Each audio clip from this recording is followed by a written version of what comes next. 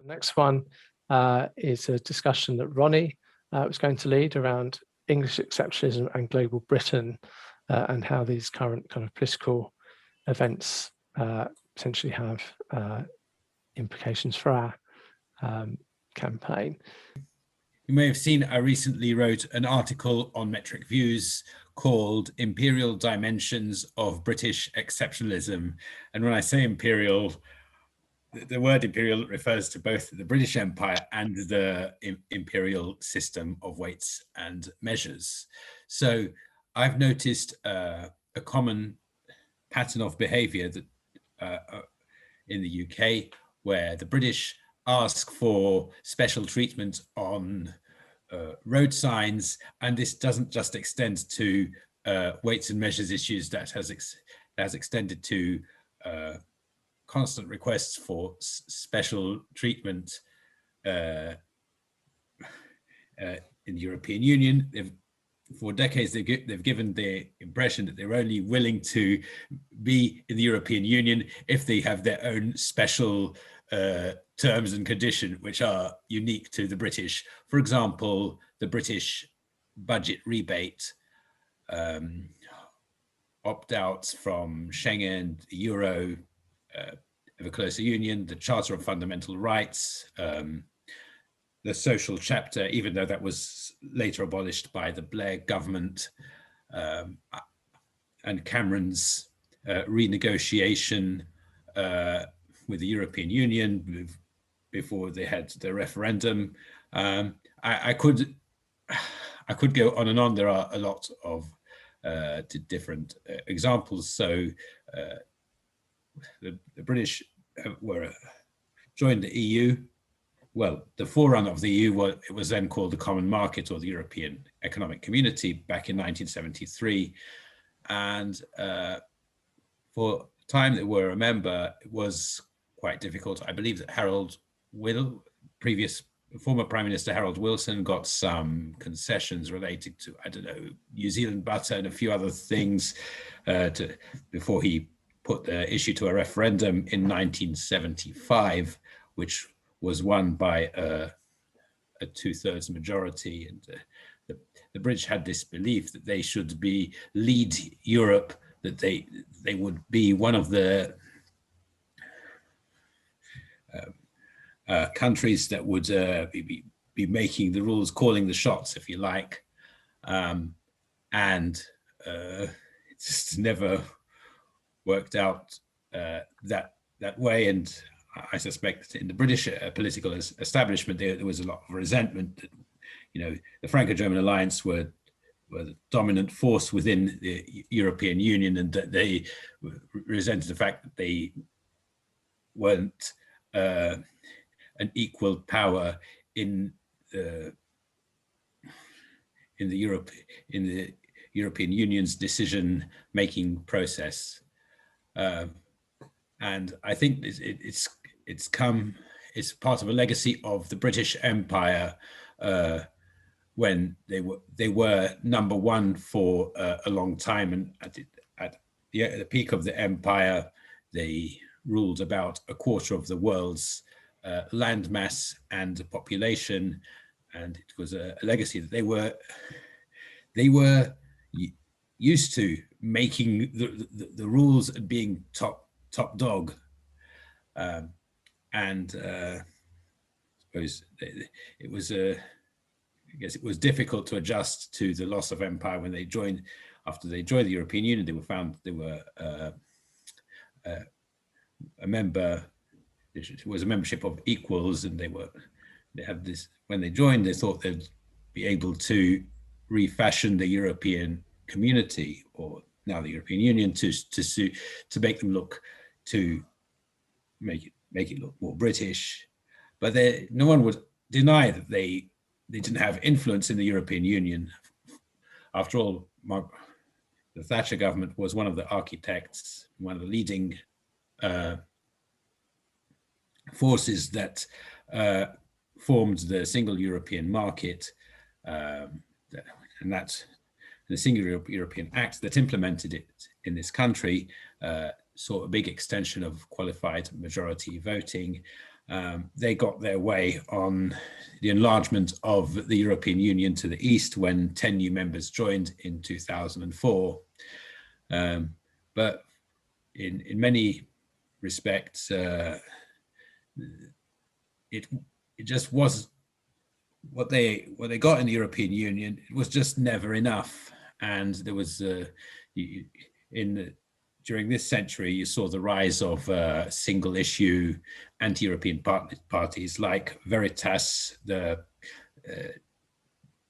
Goldsmiths referendum party, if you ever remember that, then UKIP, and you have the rise of Euroscepticism and increasingly hostile headlines attacking the European Union and European leaders. I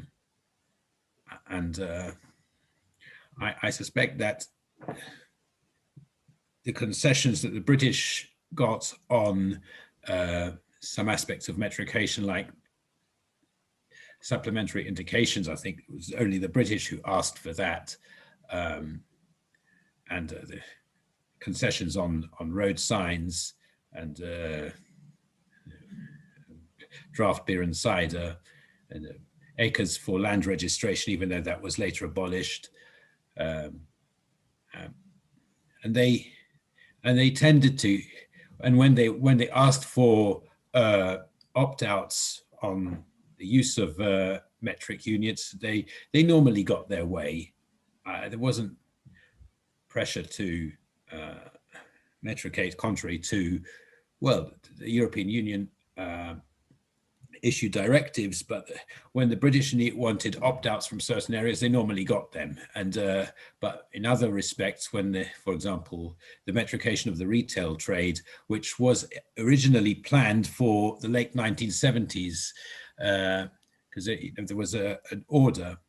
This is something that Jim Humble, the former director of the Metrication Board, recalls in an article that you can find on the UK Metric Association website, that there was almost unanimous support for the imperial cutoff date for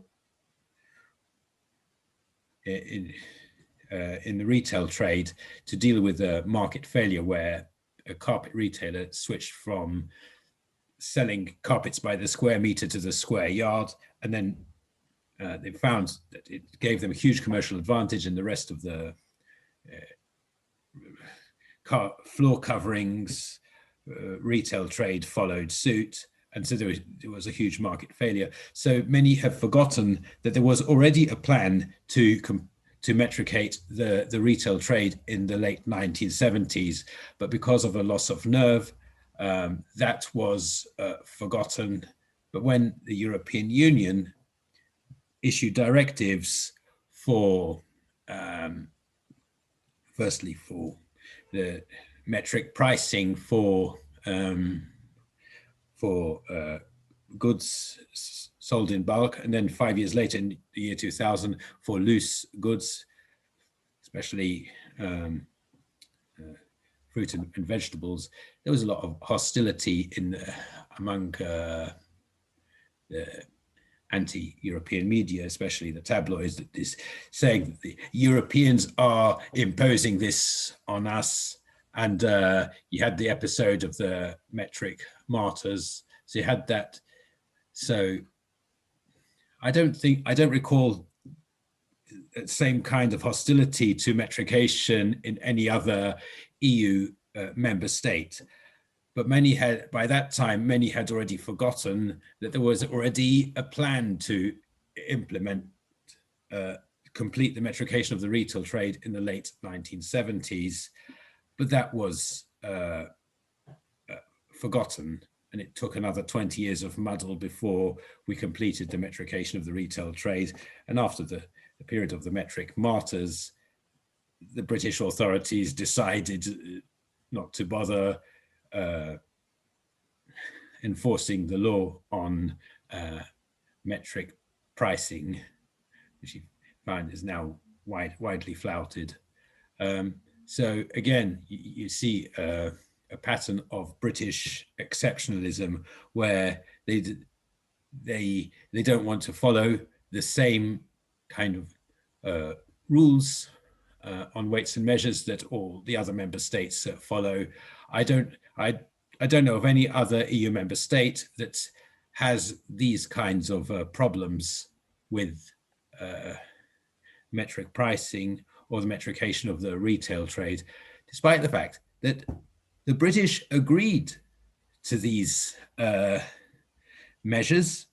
They didn't request opt-outs. This was agreed with the British and with all the other EU member states, and it was voted on in Parliament. There was legislation passed in Parliament, and it was implemented with the support of MPs. But then you got these, a lot of the tabloid newspapers and other Eurosceptic papers who said, "Oh, look at these horrible, look at the horrible EU. They're imposing these measures on us against our wishes. We don't want it. Look at what they're doing to us. We should be free to sell in pounds and ounces," and so on.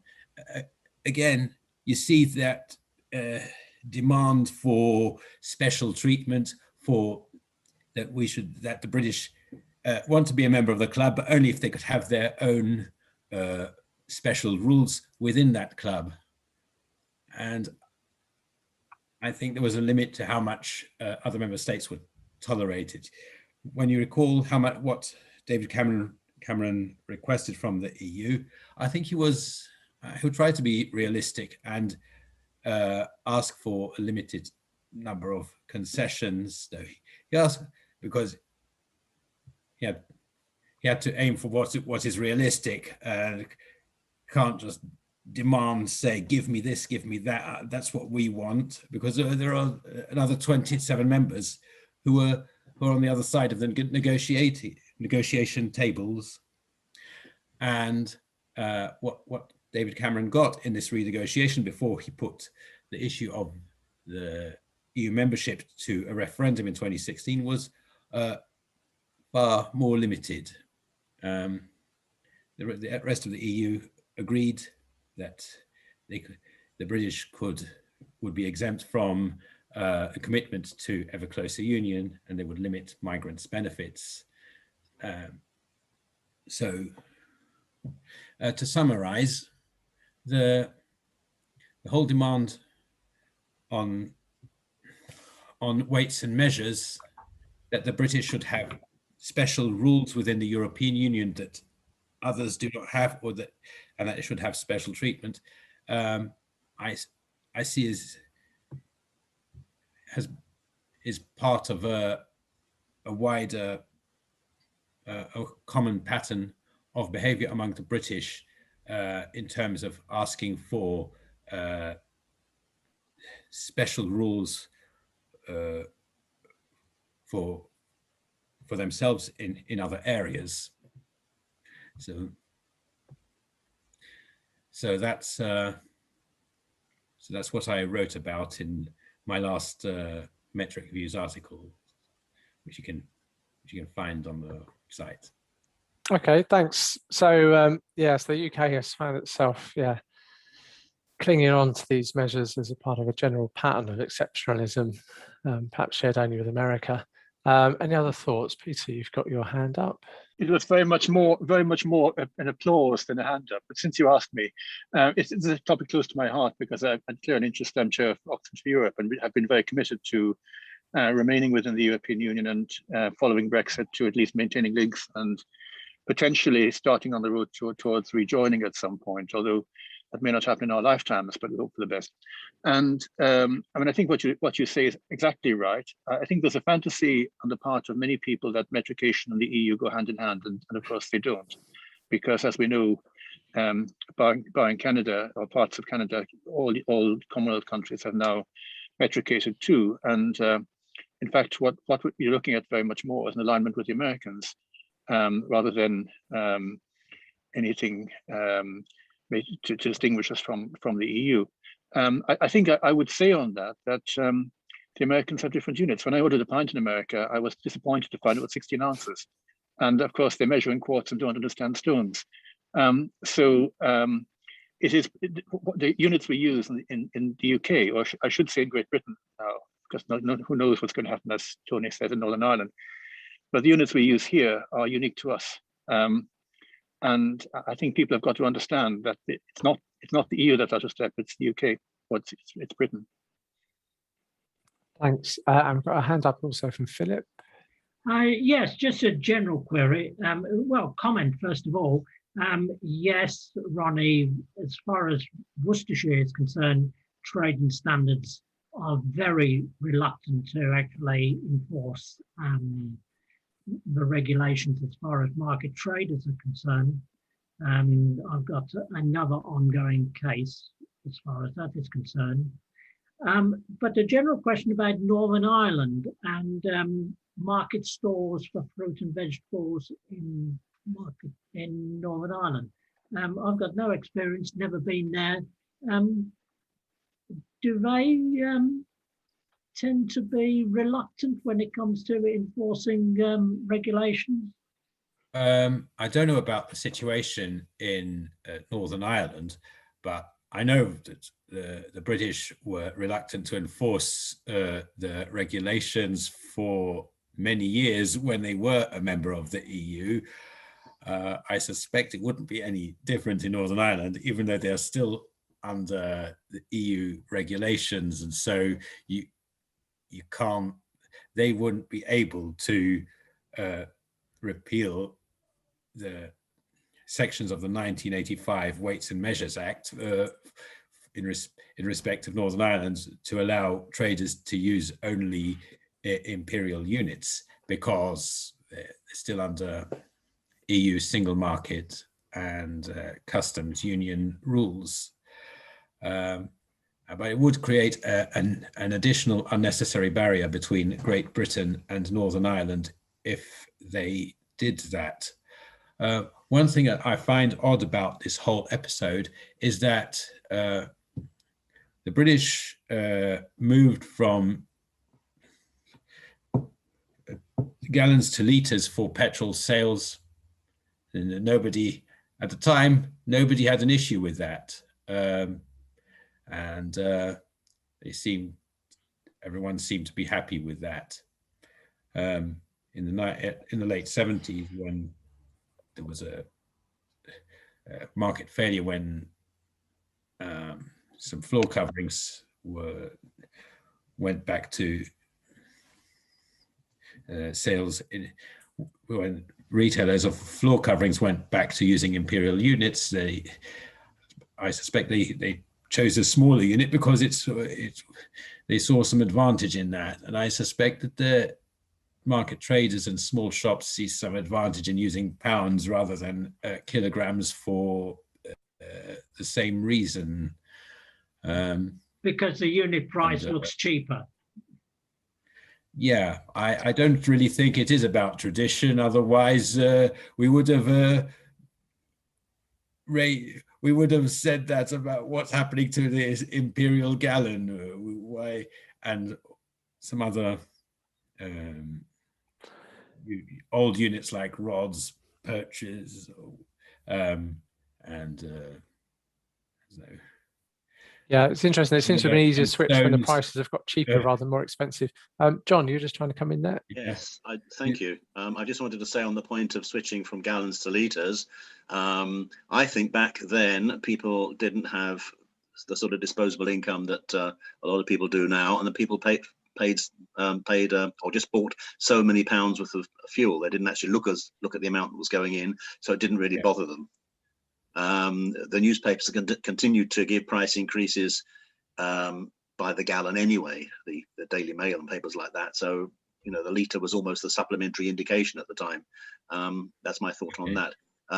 As far as the overall presentation and the speech is concerned, I agree with more or less everything said there about the EU, apart from the point that the British found that it was run by the French and the Germans. And I completely disagree with that. The British had a very, very big part and were highly respected. As you know, I worked for the EU for over 3 decades, and they really did play their part and took the lead on many, many issues. It wasn't, you know, run by the French and the Germans. I don't think you actually had that point in your article. Otherwise, I think I'd have picked it up back then.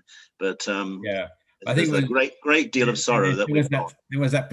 I had that perception that it was don't worry too much, about the Franco-German alliance, where they would make a deal and they present it to the other members, and it would be rubber stamped by everybody else. I think it's a tabloid characterization. Reality. It's characterization, yeah. But Britain was highly respected and valued.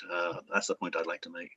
And people are very, very sad indeed now that they've gone. But I think they sort of accept it, and we have to live with the mess we're in that regard as well now. But thank you for the presentation. Pleasure. Great. Thanks very much, Ronnie. So we're moving back up the agenda now to Derek's item, if we can. Are you able to make yourself heard, Derek? You're still on mute at the moment. Hope you are on mute. Can you hear me now? Welcome back. Yes, I can hear you. Welcome back. Okay. Annual report. Yes. The first two things I'll comment on. One is COVID. It's been a tragedy for a lot of people and a pain for most of us, but it's produced unexpected bonuses for the metric cores, which I mentioned in my annual report. There's the government saying it's following the science, we're following the science is what it's all about. And of course, everybody knows that science is metric. And even the hardline imperialists don't claim that science is going back to imperial measurements. So that was a win for us. There's the hands, face and space, which leads on to 2 meters and 2 M's and M's. And wherever you go in town now, in shopping centres, in shops, on railway stations, you've got 2M, M, and M and so on. So metric has become the normal for pedestrians, quite by chance. And that's a bonus that none of us expected to see 2 years ago. And the last COVID bonus is the absurdity of the way the government now has a Department of Health that uses metric measures, Jake Mogg telling his staff to use imperial measures, and the Department of Transport saying that road signs are not really part of the economy and they too can use imperial measures. So it really probably is not starting to, public think about this, but it really is quite absurd that the government is sort of claiming that it can run the two systems and nobody will notice.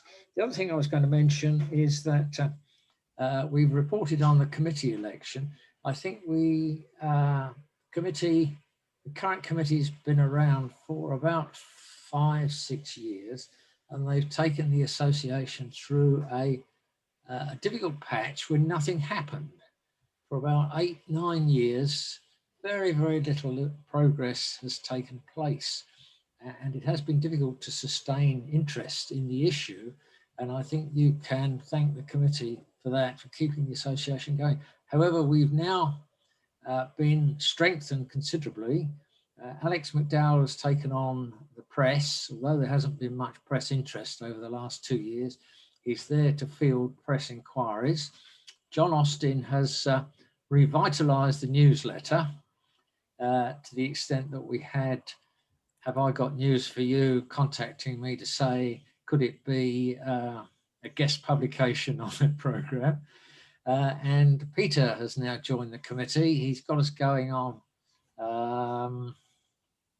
Zoom, which so far, apart from me, seems to be much better than the system we used last year. And he's also offered to take off my shoulders some of the media inquiries. So a good, strong committee now. And whatever the media or events throw at us, I think we're well prepared to face it in the coming years. There's the two items I was going to add on to the report. Great, thanks very much. Any follow-up comments, queries, questions, observations on that?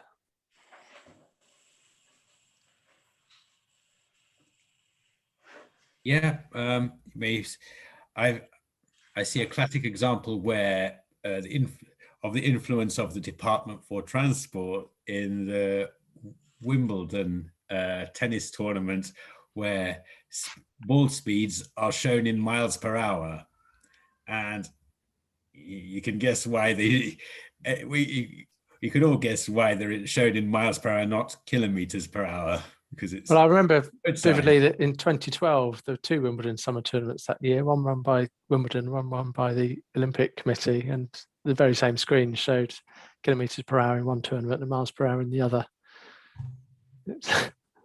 I don't see why they're not in meters per second. I mean, there's things like wind speed in athletics, which meters per second. Seems so obvious the ball speed in meters per second.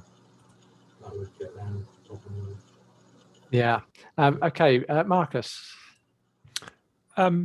Since speed limits were mentioned, there is one metric speed limit now widely used in the UK, and that's the 25 kilometers per hour maximum speed limits for pedelecs, for electrical bicycles. And so that is often advertised as 15.5 miles per hour, but it's because it's a rather unround number, quite obvious that there is actually an international underlying metric product standard behind this. So maybe this would be something that is worth highlighting in communication.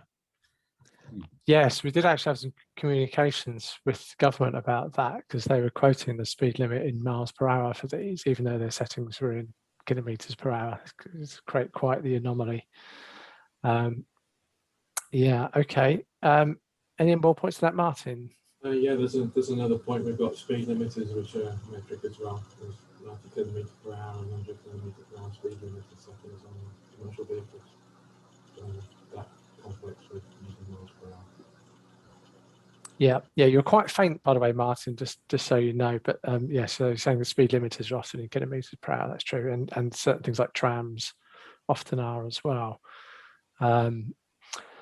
Okay, any other thoughts on that topic before we move to the next item?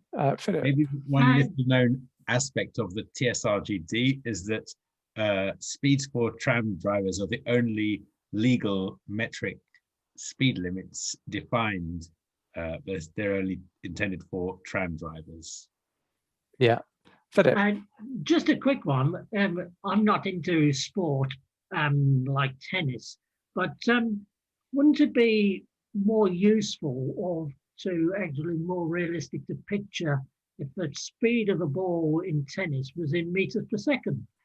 Yeah, I think so. That's what Martin just mentioned. Yeah, I mean, you do use that in athletics for wind speed. You often see meters per second, because that defines whether it's a legal record or not. I think it's above 2, it can't count in the record books. So they often have displays of the wind speed in meters per second. Martin, you want to come back on that? Yeah, I mean, when you're at school, you learn things. In maths, you do sports as an example of how to do work out speeds and distances and things, and they're all in meters per second. So it would be very useful for school children. That was what they saw on TV earlier. It would be a bit more complicated for members of the general public to perhaps differentiate between meters per second in an academic sense with, say, kilometers per hour. But of course, meters per second would be more understandable in one context, whereas kilometers per hour would be far more understandable to picture in terms of the speed on a road. But it might be too difficult for the general public to actually compare them in a mathematical kind of way. Okay, I think last comment from John, and then we move on to the next item. Yes, I noticed that on Wimbledon during the week. I think a speed of a ball was shown as 125 miles per hour, and I think that is an absolutely phenomenal speed. But I do think actually somebody said here at one of our previous meetings that none of these balls is going to travel a mile, let alone a kilometre. So what is the point in showing the speed in either of those systems? It would make far more sense, as Philip's just said, to show it in meters per second, which certainly all the young people would understand, and I'm sure most of the older people would understand. It would certainly be visually much more easy to sort of get your head around miles per hour. I mean, they're showing this around the world. I've complained to BBC World, I'm going off topic, about this. It looks so imperialistic and colonial, and you know, this is viewed around the world. I'll finish my point there. Thank you. Yeah, thanks very much, everyone, for your contributions there. So moving on now to Peter, who's going to talk about metric measurement and medical matters. Thank you for asking me to speak. Great pleasure. Delighted to have joined the group. I'll just say a couple of words by way of introduction. I'm a GP in Oxford, and I'm originally from Ireland. So I've got strong feelings about Europe, and of course in Ireland we've been using metric distances for many years, since the 70s. As a sideline on that, it took them 20 years to move to take on speed limits as well, because of the obvious fact that people would say, I thought it said 100, and I thought that meant miles. But Ireland has now gone wholly metric, and the medical profession, of course, has done the same. You'll see the title of my talk, Metric Measurement and Medical Matters, that I think is mainly because of the alliteration. It should say, of course, medical measurement in healthcare, because we try to be generic and inclusive when we talk about these things. I suppose the starting point for us in the profession is very much that we are trying to be all things to all people. We're both, you know, we talk about the art and science of medicine, and the two work to a certain extent hand in hand. And of course, one of the important things for us is being patient focused and good at communication, but also we've got to be aware of the science. And of course, the science has always been 100%, or has been 100% metric for most of my career anyway. I suspect most of yours. But there are significant gaps, and I want to talk about those a bit. I suppose the 4 areas I want to focus on, and there are many others we could talk about, we'll come back to that maybe if there's time, are these 4: weights and measures, physiological measurements, laboratory values, and drug dosages. And the weights and measures, I suppose, are the in some ways the most contentious, although at one level the simplest. But we find in communication with patients that it's probably the area that raises most challenge. On the question of weights and measures, I think there's a disparity to a certain extent. On the one hand, between how people think of their weight and how people think of their height. An awful lot of people, because we've got accustomed to giving people weights in kilograms, people have to a certain extent adapt. And of course, anybody really under my age, I'm 65 now, has primarily learned metric at school. So it shouldn't be rocket science.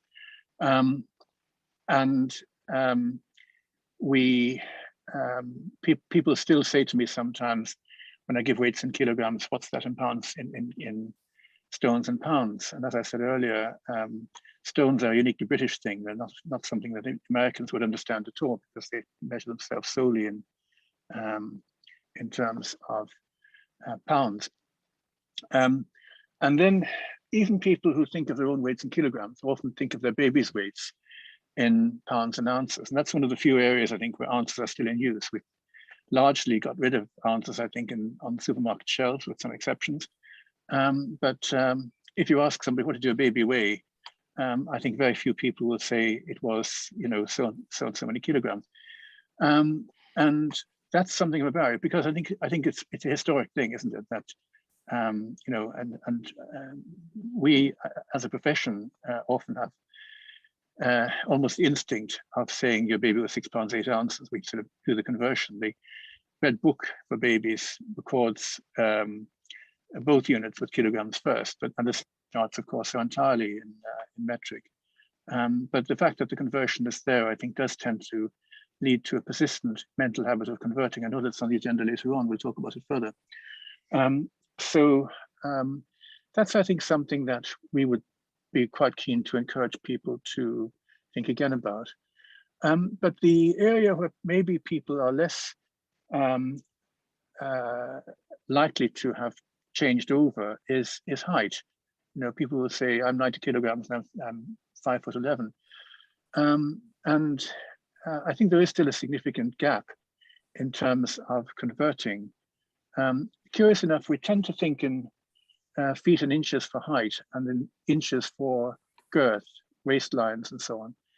And I've been trying to think why that might be. Some of you may be old enough to remember, as I am, Marilyn Monroe, and her vital statistics, which in inches looked like one thing, but then you convert them to centimeters, and you're thinking, well, it doesn't really look quite the same, does it? There may be sort of a subliminal reluctance to make that particular conversion. Obviously, that translates into my line of business as well. It does matter. You know, one of the things that we often refer to, although it comes in and out of fashion, is body mass index. And of course, as you'll all know, that's calculated metrically. It's calculated as the weight divided by the square of the height in meters. And the idea is 1925. It is possible to do it in imperial, but I can't think why anybody would want to. This is an imperial chart, and as you can see, it only works because people have converted from imperial to metric in the process of calculating the values. So really, imperial tends to be, as in so many areas of life, something that gets in the way.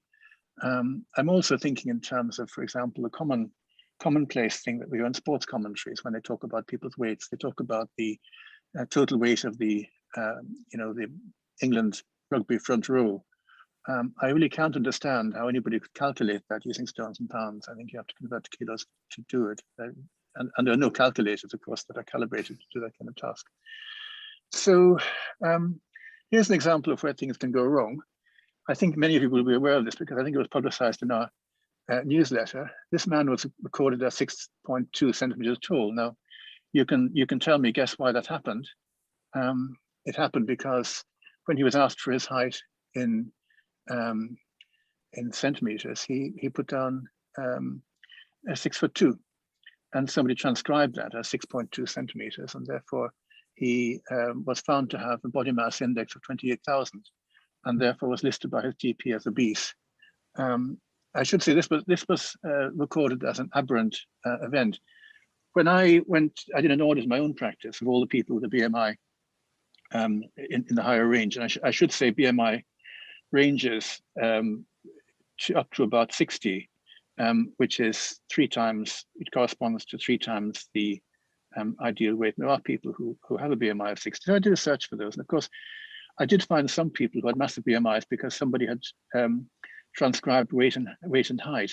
So they were recorded as, for example, 90 centimeters tall, but weighing 180 kilograms. So you can see these things do happen in real life. It's nothing like as serious, of course, as spacecraft crashing because of conversion problems between imperial and metric, and that has happened historically. But nonetheless, it's something we try to avoid happening if we can. So there we go. Physiological measurements are something less of a problem. I think any of you who have, for example, asthma will be familiar with this, the peak flow meter and the peak flow chart.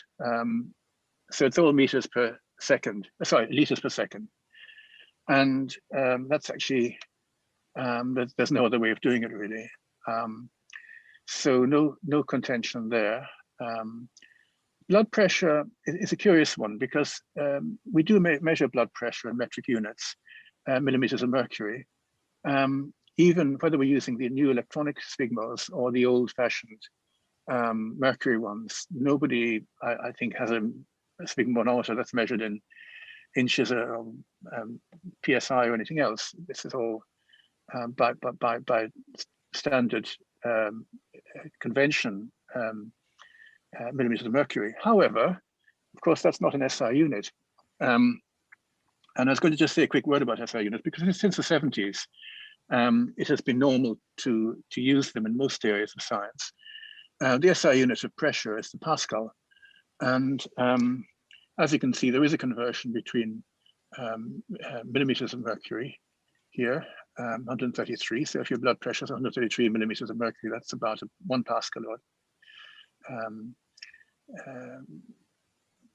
various other conversions are possible. And just reflecting on that, we do use different measures, for example, in regard to blood pressure and to atmospheric pressures, because of course,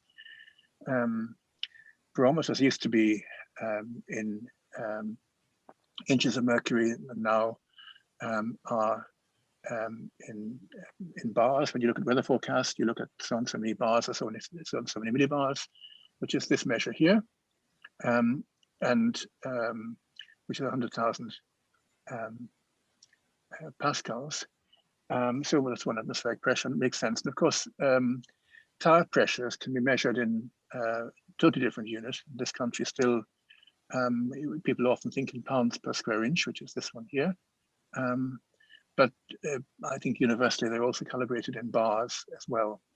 And then diving, well, nobody would ever use anything other than bars in terms of pressure in their oxygen cylinders or their regulators. And I think it's an area where you could potentially have fatal errors if you were measuring the young units. The last thing you want to do when you're underwater is have your air run out.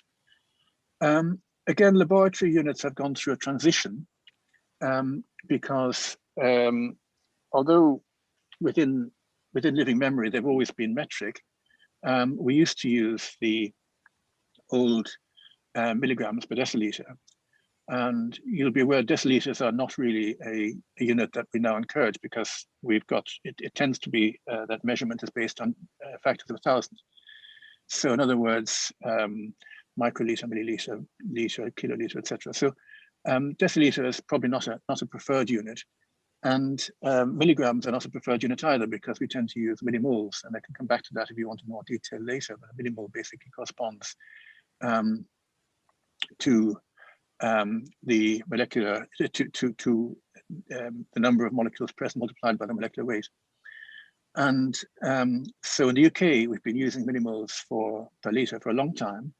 And that means, for example, a diabetic would be somebody whose blood sugar is over 11, whereas in America, the blood sugar is over 200 milligrams per deciliter. And when Americans come over with their blood sugar meters, we always have to do a certain amount of head scratching there. So there's an anomaly there.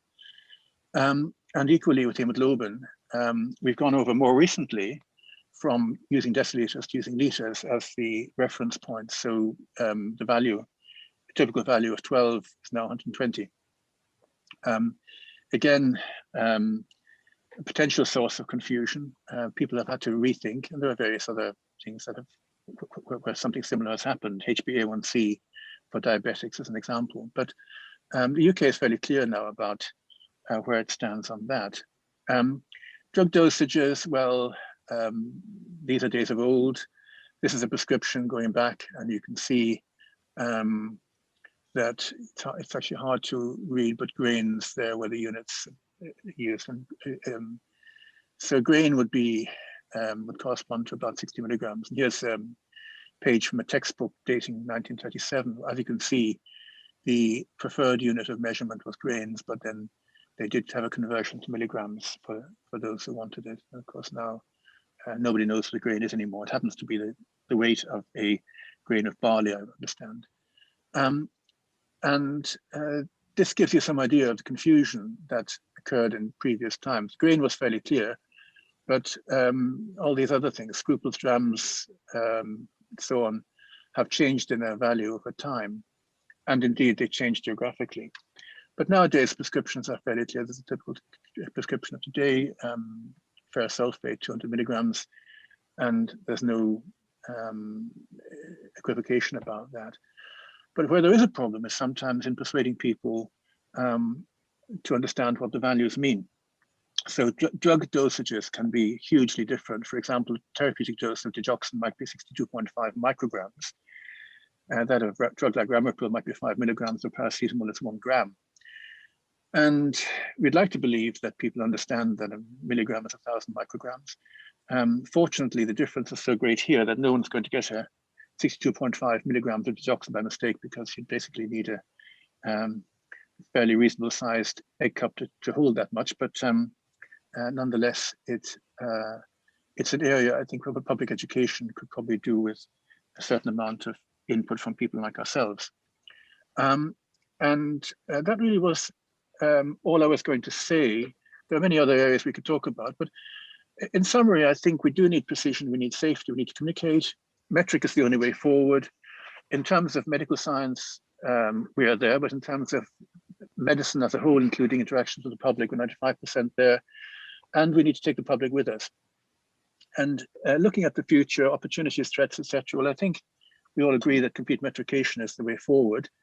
The enemy is Empire Mark II, which we've been hearing about from Ronnie very articulately earlier.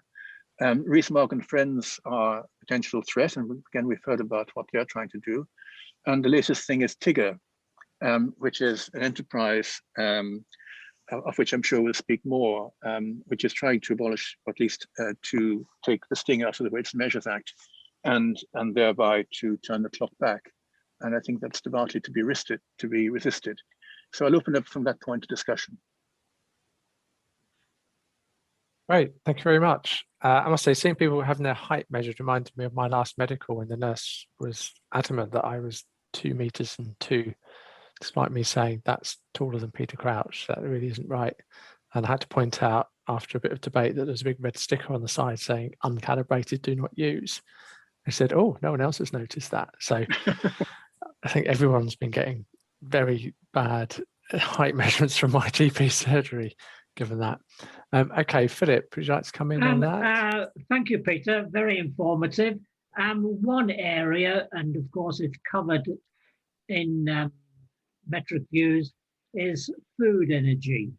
Of course, calories, kilocalories, the need to actually use joules or kilojoules or megajoules.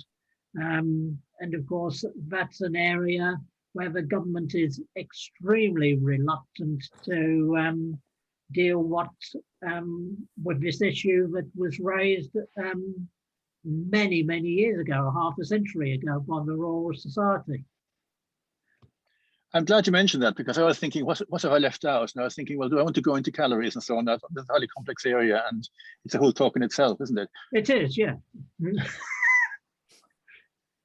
And I've got an actual issue raised with a government initiative that they came up with, improving public health. It was about a month or so ago. And I'm still waiting for a reply from the relevant minister. I've sent a reminder through the local MP. It's time they got their act together on this. But like so many things, we will see. Great, thanks. Any other comments on Peter's talk? Yeah, in order to educate public about body heights and weights in metric units, I would suggest that for weight, you could show a member of the public a 1 kilogram bag of sugar, would lift that up and say, if you weigh so many 80 kilograms, it would be like 80 bags of 80 big bags of sugar.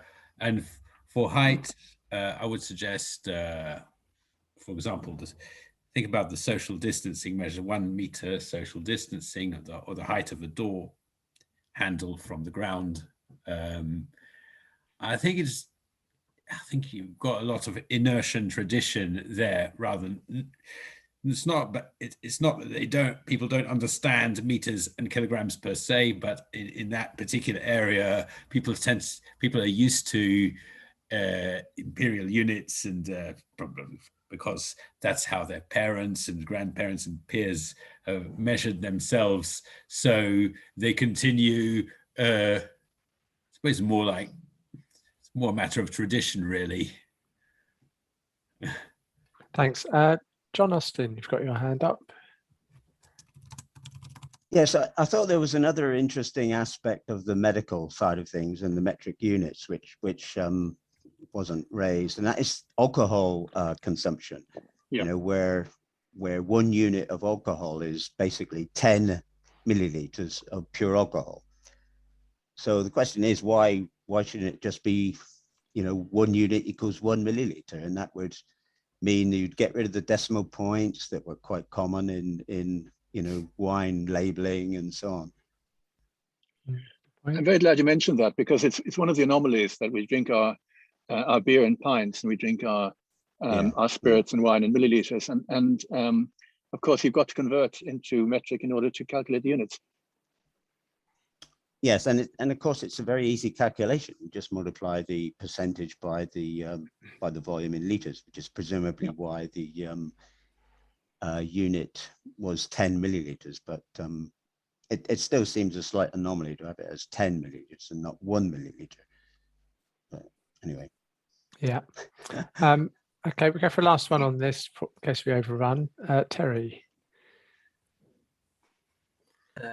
Yeah, I think what's interesting about healthcare in the UK is we have got a single, we've got the NHS, and I've read some of the correspondence in America on metrication, and they're a little bit more fragmented. So they do see grains from time to time, or at least they were when I was monitoring it a few years ago.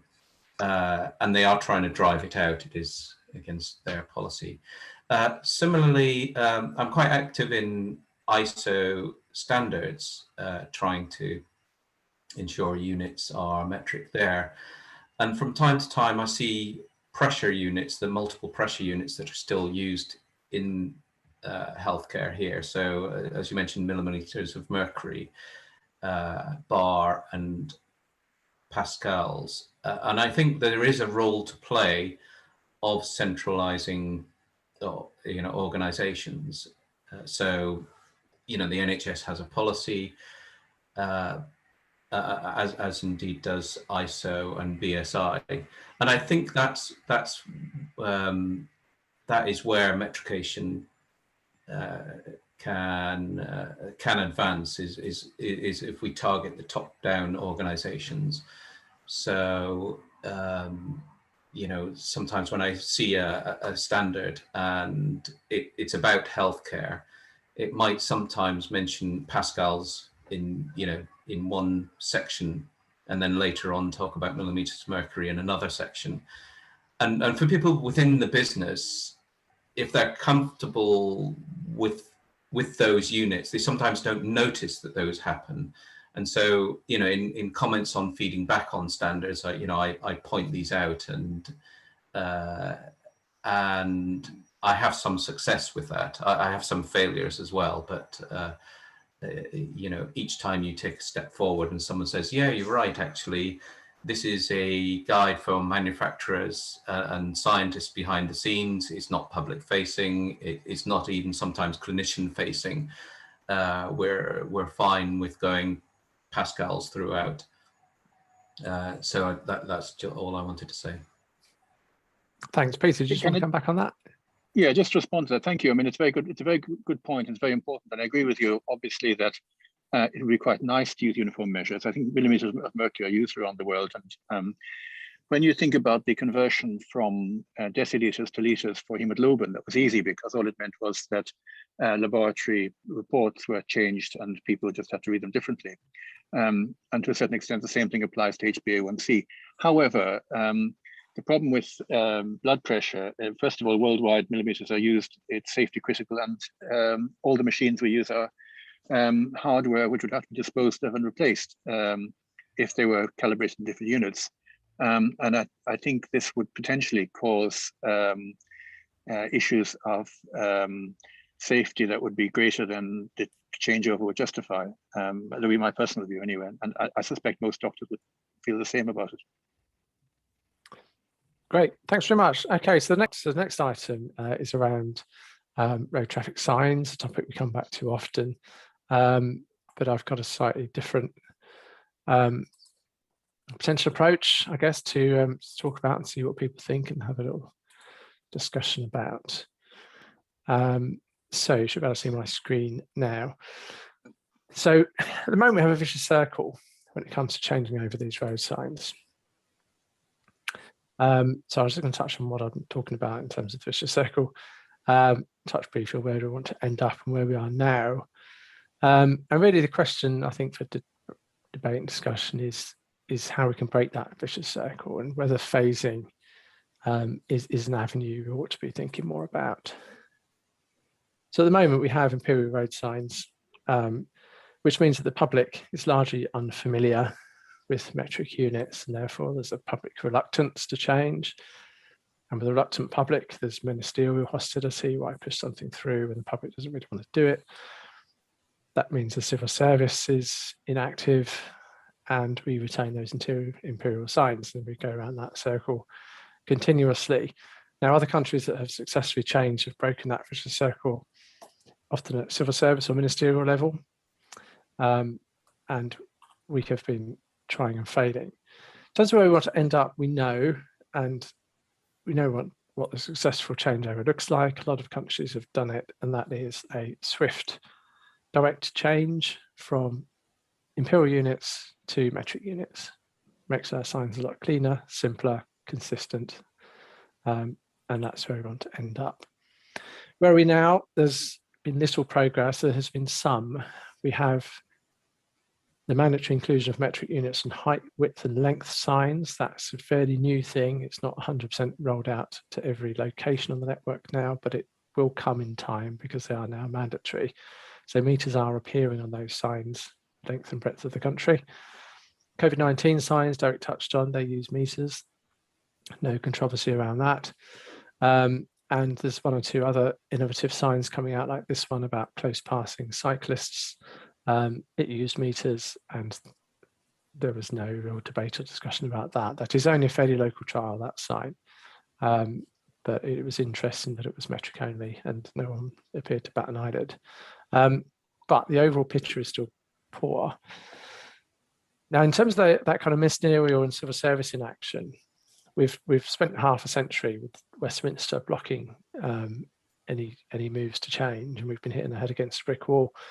So I just wonder whether devolved governments now offer an alternative route into government and to ministers who might be less inclined just to push back.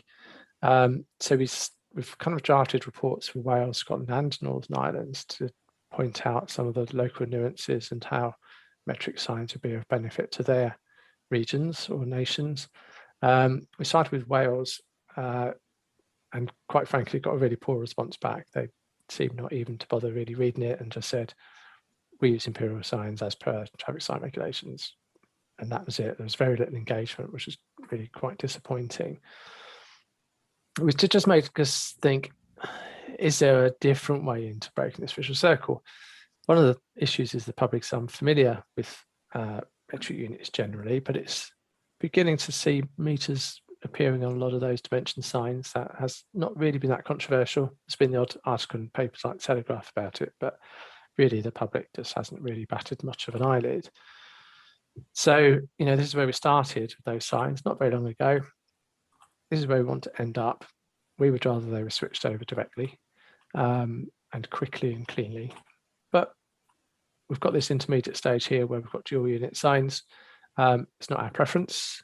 However, as I say, it's got meters on those signs. Particularly if you're a younger driver and you look at a dual unit sign like that, you're not going to read the imperial one. You will simply think in terms of that metric unit. So when the day finally comes when we just delete the imperial unit, that won't be such a radical change. And that is something you can see how that transition can work for those types of signs. But with other signs, we haven't even started down that road at all. We know where we want to get to, which is a nice, clean, simple metric equivalent. The question is there a halfway house that allows us to begin to get metric units on those signs before then? In terms of mixed unit, language, alphabet, signs, there are some precedents of where countries have tried to include signs that have more than one unit or more than one language, or more than one type of script. So here's a few examples from around the world where people have used dual signs to convey information on those road signs. So there are some precedents as to how to do that. And the US actually has quite a few. I mean, they're certainly not that widespread, but quite a number of different local authorities in America have experimented with different types of dual sign. So it can be done. So I was going to quickly touch on what that might mean for different types of signs. So in terms of yards, the yard is one of those signs, as was touched on earlier by Peter, in terms of some of those other things where we are unique in using yards. Even the US doesn't use yards. They use fractions of a mile or feet for short distances. We'd rather just switch straight to meters. We think that's quite doable, but we have failed to get that to happen. Now, in terms of precedence, there's the odd sign not prescribed that includes both units. If you're careful poking around Google Street View, you will see some, as in the one on the left, but they're very few and far between, and that's not a prescribed sign. Greece has got 2 alphabets on their signs, the Greek and the Latin version of meter they apply. Israel used to have 3 different scripts for sort of Latin, Hebrew, and Arabic, and then realized that as long as the numbers is seen in context, you don't really need to write what the unit is. They don't use a unit, signs like that. And the US has some dual signs. So for short distances, there are some other approaches than simply having one or the other. And more close to home in Wales, they started out with signs that were only in English in the first place. That was not very inclusive of the Welsh-speaking community there, and therefore dual language signs were then adopted. And they put up signs like this that had English and Welsh separately on the sign. Then they realized that they were a bit messy and that they would go down to a single unit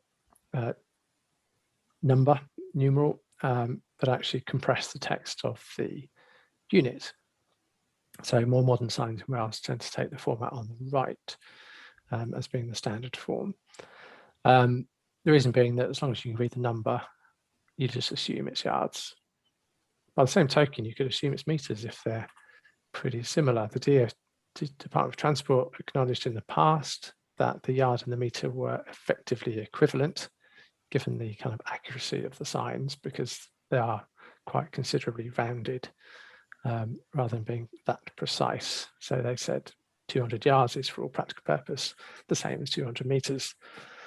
Indeed, it would not be impractical to allow both units to be used simultaneously, they said. Opponents in the BWMA is in favour of freedom of choice. So could you have a sign that had both meters and yards on?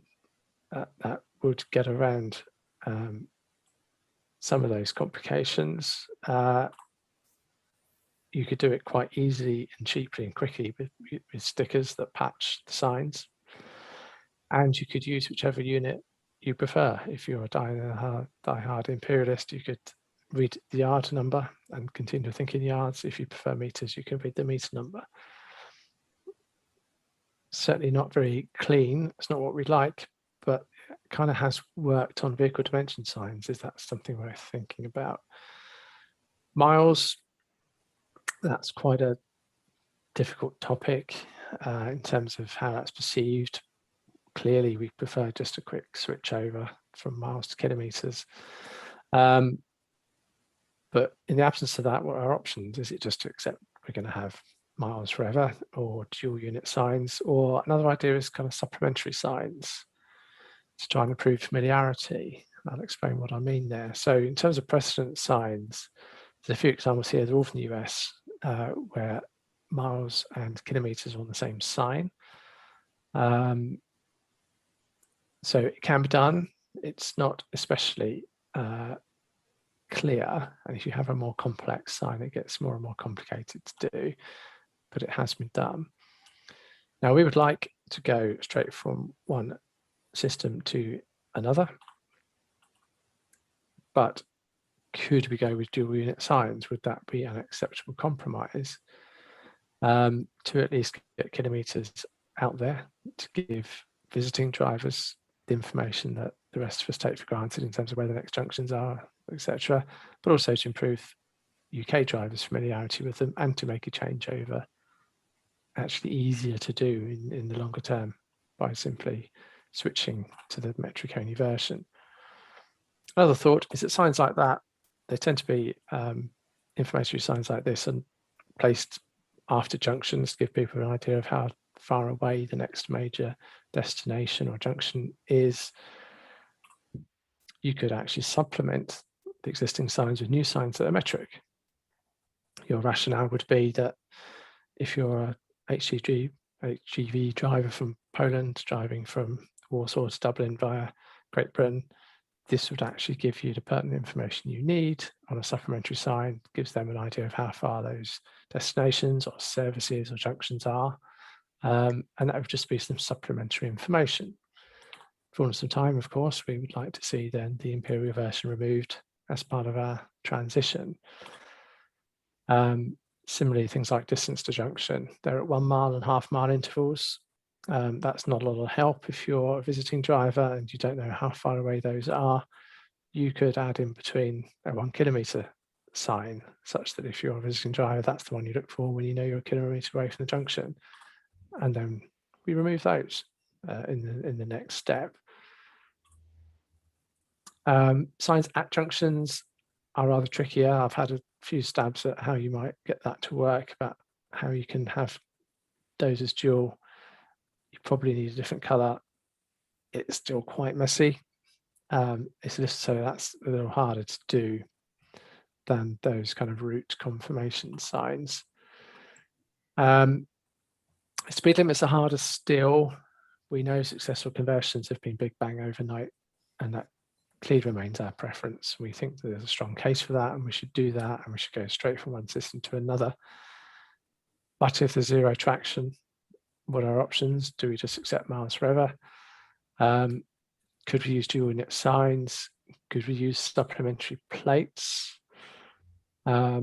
Or have supplementary signs to increase familiarity? So just to explain what I'm talking about. So with some precedent signs, some countries have used dual signage. So the US example on the left is fairly clear.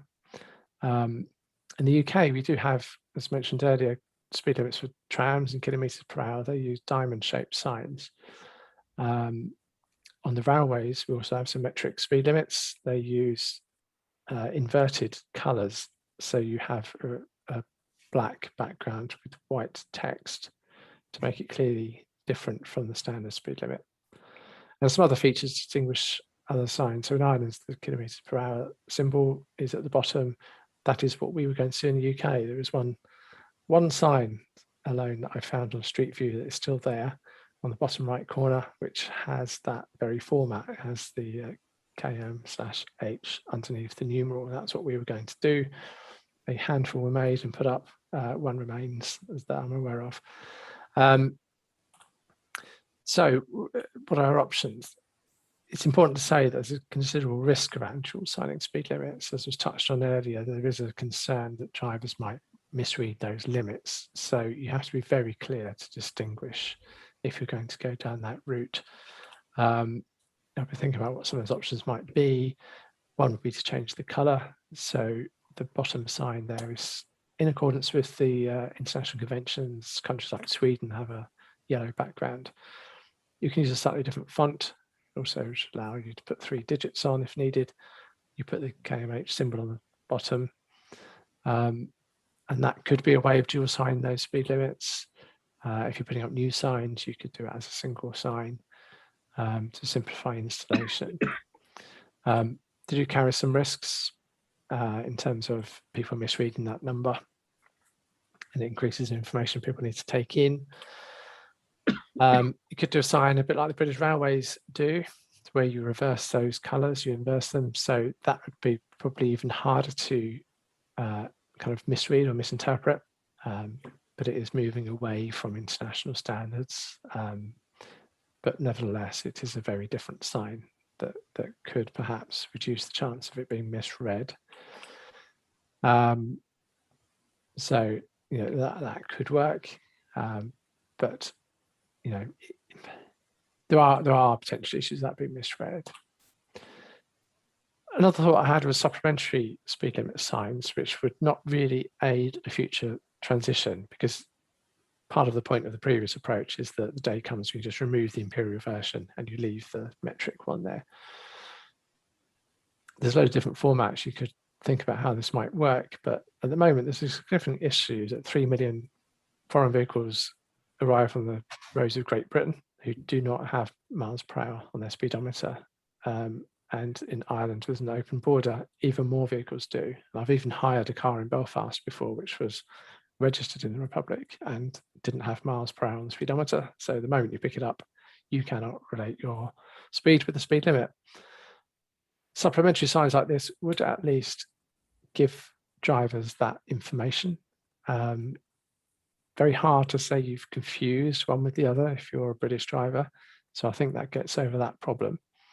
But what they would do is they would really drive home to British drivers that, you know, speed limits in kilometres per hour are a thing, they exist, here's what they are. They would get familiar with them. And if the day came when we were able to change the primary unit to kilometres per hour, there would be a lot more familiarity with them. But it wouldn't ease the job of transition, because these aren't really regulatory signs you could retain if you just took away the top imperial unit. Another option is just to put some more supplementary speed limit signs up. So we have a very small number of signs like the bottom left as you leave ports like Dover that tell visiting drivers what the national speed limits are. There are different car and HGV versions. They're not repeated, so good luck expecting everybody to remember those. You could have more common repeaters on trunk roads or on urban areas. Put these up as regular reminders such that visiting drivers, when they see a speed limit sign, they can relate that to their speedometer more readily and get reminders about what the speed limit is that they need to follow. But again, it would be a frequent reminder to British drivers what speed limit is in kilometres per hour, which wouldn't be a bad thing in terms of public recognition of them. Variable speed limits, this is one of the difficult things for transitions, that we have variable speed limits in a different format. And if you look at the picture there, you'll see that that makes the idea of the inverted speed limit sign quite tricky, because they would very much look like this. But nevertheless, again, if you're a visiting driver driving on a motorway and the speed limit changes, very hard for them to actually know what limit they're supposed to be adhering to. So if you were to have frequent signs such as this that gave that information, it would at least give people reminders again of what those speed limits are in kilometres per hour, and might just improve people's familiarity with those units and make it not such a scary step to actually switch from one to the other, because people are actually a lot more familiar with seeing those signs. And it may just highlight the illogicality that we have speed limits that a lot of people cannot read on their vehicle dashboard. So that's a quick run through of the kind of the concept we've always tried to go through, just to sum up, you know, straight from imperial to metric. We haven't got very far with some of those governmental stakeholders, and dual unit signs are becoming common for some of those dimension signs. For example, you know, is there mileage in using that to advance metric road signs in other areas, really? That's the kind of question, as it were, food for thought. So I shall welcome any thoughts on that. I would like to comment on the signs in yards. I wondered whether you have considered the option of just removing the word, the abbreviation YDS or yards on the sign, and just leaving the number. And then, you know, you could interpret that, for example, a 400-yard sign as 400 meters or 400 yards. So you just leave the sign in place, just you just erase the yards from it, because as meters and yards are considered equivalent, this means you'd have one single step, and you let others interpret this as yards or meters, because they're regarded as equivalent in any case, and there isn't a great difference. There isn't a big difference between the length of a yard and a meter. Yeah, I mean, I think that is an option. I mean, Israel has done that, and they just post the number to get over the different alphabets in use there. So they do that, and they just assume that people will understand instinctively that if you're saying it's a traffic signal, you know, in 100, everyone will understand what that means. I struggle to see that being accepted here, but I think that is certainly something you can point to a precedent of.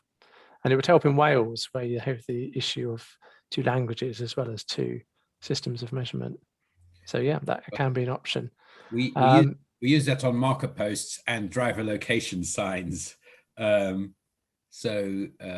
Okay, there's a precedent, but yeah, I mean. There is. Okay, I've got 3 other hands up. Yes. Yes, I think the idea about having some supplementary signs on motorways and so on with variable speed limits, that's a very good idea. I'll definitely advocate that as, it's a sensible idea as well. They should really have that. I think the only thing I'd say is I'd advocate 50 kilometres as opposed to 45. That's more sensible. Yeah, I think it's the same as 65, 64. It's kind of, yeah, it's not much difference there. So, interesting you're saying about the junction marks, saying junction 1 mile, half mile.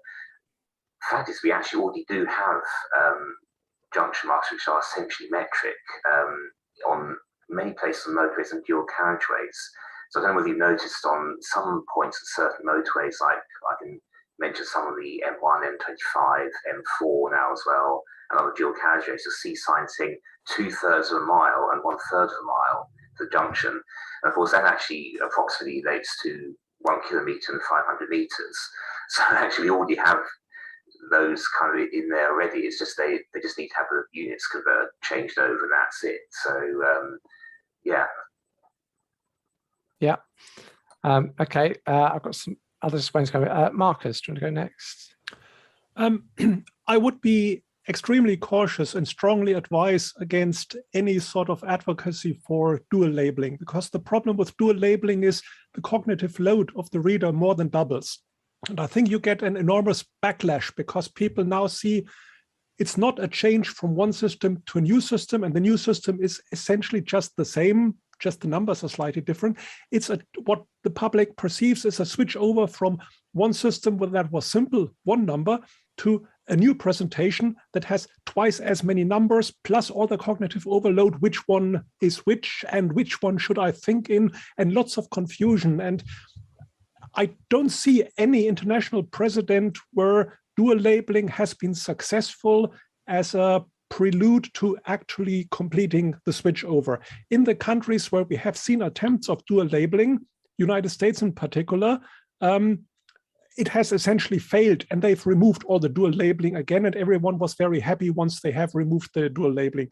The only area where I think dual labeling is justifiable is in border areas, because you need to give some interface to make people familiar as they traverse the border. But otherwise, I think there is absolutely no alternative to the Big Bang, and I think it may be, in particular for safety critical things such as speed limits.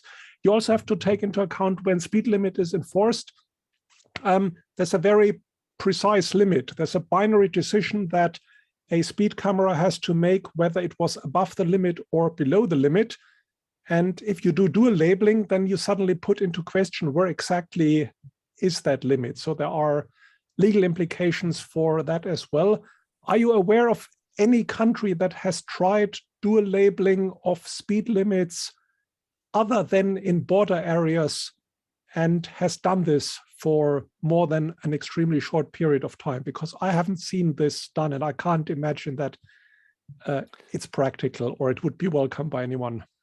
Yeah, no, the only 2 examples I'm aware of are Samoa, where they have dual signs, but it's a very small country and not really comparable, I think, with a major Western country. And in the US, where it is not at all common, but there are specific examples around here and there where certain authorities have done so. And there's been a mixture. Some of them have used equivalent rounded numbers. Some of them have gone with a very precise metric number, so not trying to round it, but they will say it's 64 kilometers per hour, for example, rather than round it to 60 or 65. But it's not particularly widespread. It would certainly be unusual and not preferred. The only question is whether it's something we think has any mileage at all. I see the same problem in other areas where you try to change from one big well-established world to another big well-established world, where progress is basically hindered by the fact that the migration period where you may want to run both simultaneously is vastly more complicated than either before or after the migration. So on the internet, for example, we have this old internet IPv4 protocol, and there has been a more than 20-year effort to switch to longer addresses, the IPv6 protocol, and that is making extremely slow progress simply because people find it easier to stay in a single system world than to transition through a two-system world, unless they can have a very clear end deadline when the pain of the dual system will stop. And then the new world is again simple again because you only have a simple one. And I think if you advocate a dual labeling world, you need to promise people an end system. We've seen, for example, the switch over from the national currencies to the euro. That was a 6-month period where shops had to dual label prices. And there was a widespread agreement at the end of the 6 months that the 6 months were very painful and should have been much shorter. And shop owners were interviewed and said 2 weeks maximum should have been the switch over period rather than 6 months, because for 6 months they had to they required twice as much space in their tills with dealing with both old and new coins simultaneously. So make it short and have a very clear end date and promise everyone the world will be simple again, and you will not see dual labeling after that well-advertised end date. Yeah, that'd be good if we could achieve that. We'll see what we can do. So 2 more hands are still up, which I'll go to before we move to the next item. Philip was one. Yes, a quick one. We should try and get the government to follow international standards. But there is this problem of, or might be an advantage of devolution, what happens in Northern Ireland and also in Wales. A little question about Wales. Of course, is there a Welsh word for metre? We know that you've shown us the Welsh word for yards, but is there a word in Welsh for metre as opposed to just yards? Yeah, I have to look that up. I think there is, but I think we would advocate only using the M symbol anyway. It's just meter, so it's the same. It's basically the same word, so the same symbol. Oh, so it would be a simple M, which then some people would confuse as miles instead. I think given context, I don't think you would seriously get any confusion. Yeah. Google Translate gives meter as a translation. Yeah. Okay. Okay, Terry, your hand is up. I'm not sure if that was from previously or not, because it's been up a while. Oh, okay. Sorry. It's it's from previously. Ignore it. I'll find out later. Okay, good. I did wonder. Great. Okay. Well, we'll move on because we're slightly overrunning, but thanks for your input to that. Next item, Martin was going to give us an update on our websites. This is the stats page for the main website, ukma.org.uk. But break that down into weeks, it gives you a better indication of which pages are hitting views more than others. For a considerable time with the most common page that gets viewed is the one on Moonland routes, which isn't really our purpose, but it's attracting people to the website from search engines. There's common misperception amongst the public that the moon landings were done in Imperial. When people do a search, you do a search for moon landing metric, it comes up with our page. So that's quite a good link into our website. Other more popular pages are people coming from kitchen planning and looking for speed limits is probably the most pertinent to what we're trying to achieve. Getting people coming and looking for information on metric speed limits. If you can see the viewing by country, we're getting most hits from the UK, which is what we want. But we get considerable views from the United States and even from Canada and Australia.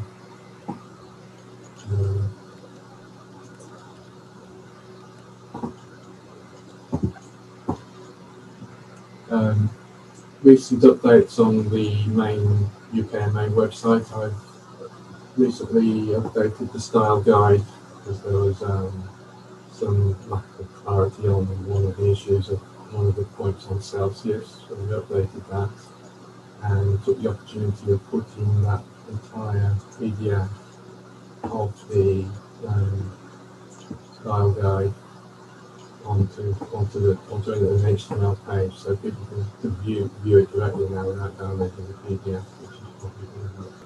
This is the new style guide page. Previously there was just a link to the PDF, and there was an alphabetical reference link to various. It was basically a bibliography of some common terms. We've now got this online version of the PDF file, so it's a lot easier to see. That looks really good. Good work. Thank you. Work. Okay, shut that. We've also got the metric site, which hasn't changed much since it was moved to WordPress.com, but it's still getting searched and viewed.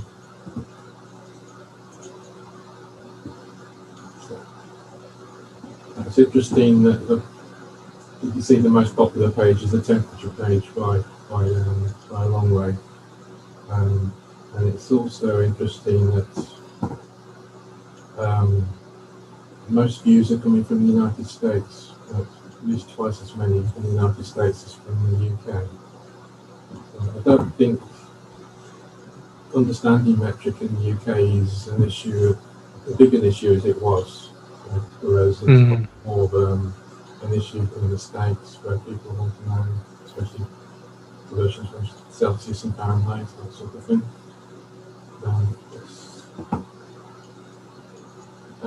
Has anybody got any comments on what we could do with Think Metric? It's quite a simple site, but there's always room for changing things.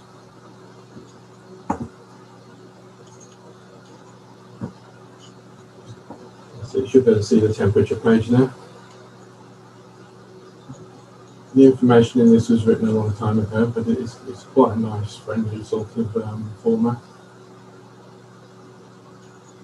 Not too technical, just I mean, people in this country really should be familiar with Celsius, so it's probably not as necessary for people in this country, I don't think.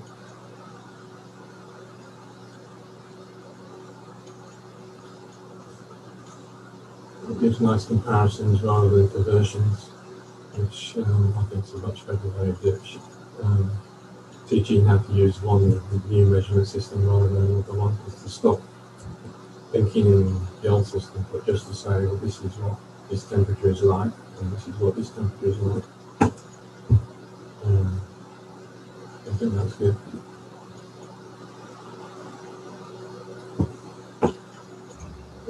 We've also got, if we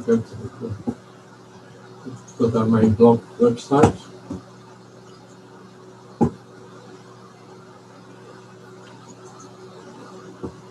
The stats, the viewing stats on this obviously is changing regularly according to new posts. But most people are viewing the recent posts. If we put that onto weekly views,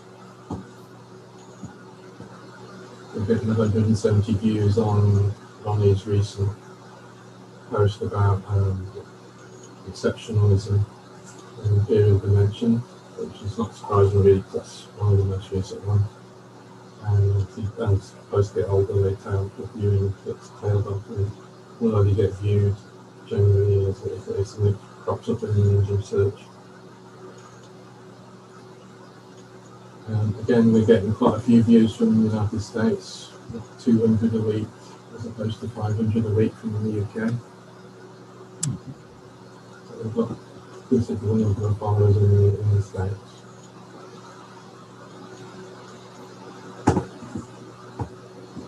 I think that's pretty much all I need to cover on the main websites. We've got we rescued Dr. Metric website and set up a WordPress.com version of that a year or so ago. So that went offline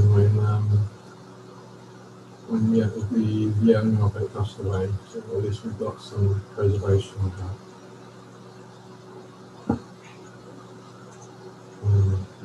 That's pretty much what I'm only able to say about the main websites. And obviously the social media, we've got YouTube, Facebook and Twitter.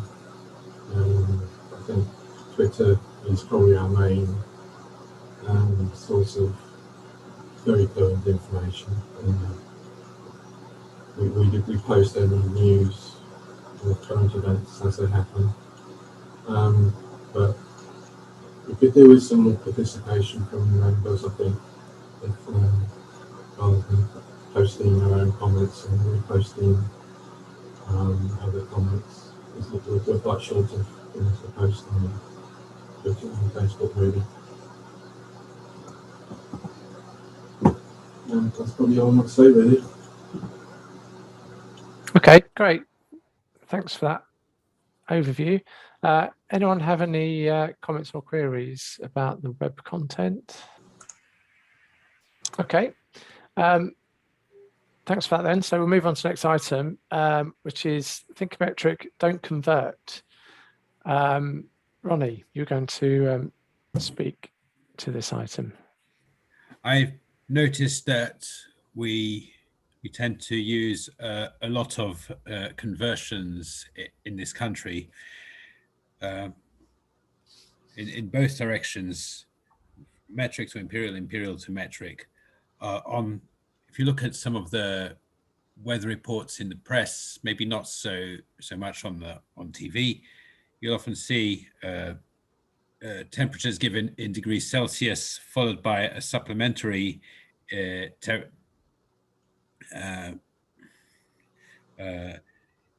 supplementary temperatures given in Fahrenheit. And the general media tends to, normally, when they give you metric measurement first, they normally convert it to imperial. You may see metric followed by imperial in brackets. In some cases, in a few cases, imperial followed by metric in brackets.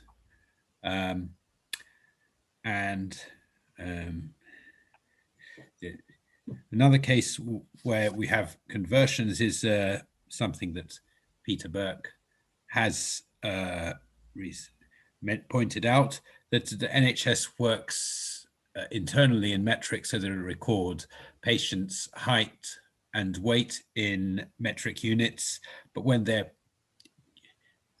given to the public, they tend to be in imperial. So the other thing we find with conversions is our dual and sometimes multi-unit measuring jugs, dual measuring equipment. Can be difficult. It can be quite difficult to find some measuring equipment that just contains metric units. And even if you don't see both systems at the same time, there's often a switch to so you could choose between metric and imperial. And you see that sometimes I see that in software that contains some settings for two or more measurement scales. For example, you may notice for screen resolutions in dots per inch. If you look at some software, thinking Microsoft and OpenOffice, that you'd have options in centimeters and inches, and there's another measurement unit called TWIPS. And in terms of conversions, it's really chaotic. Sometimes conversions are given, sometimes they are not. One thing I've noticed is that throughout our over 50 years of experience with conversions is that we never seem to learn that instead of being helpful, we're hindering people from becoming familiar and adjusting to the metric system, because people see what they are used to. They see the imperial units and can just ignore the metric. And so it seems that we never learn. I think the big problem with